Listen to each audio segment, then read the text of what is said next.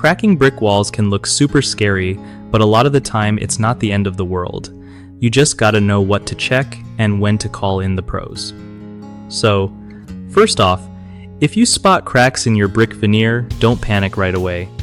Most brick on houses is just a veneer, meaning it's not holding up the structure but just looks nice. The cracks often happen because water gets trapped behind the bricks and freezes during winter, especially in colder climates, pushing the bricks out and causing those lines.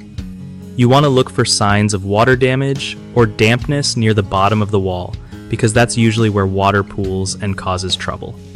Settlement cracks, which happen when the house shifts or sinks a bit, usually show up as step-like patterns along the mortar joints, different from cracks caused by water pressure.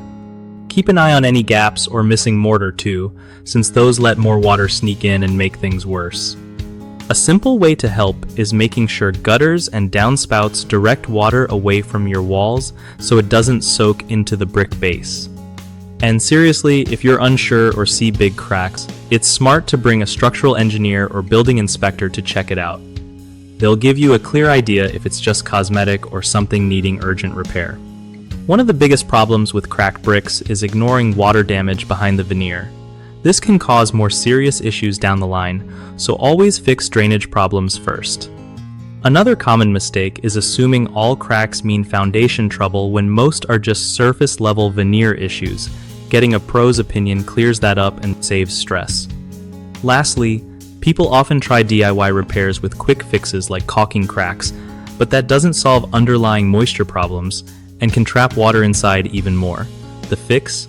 Make sure your home's exterior lets water escape properly, patch any missing mortar with proper materials, and get professional advice if cracks keep growing or look deep.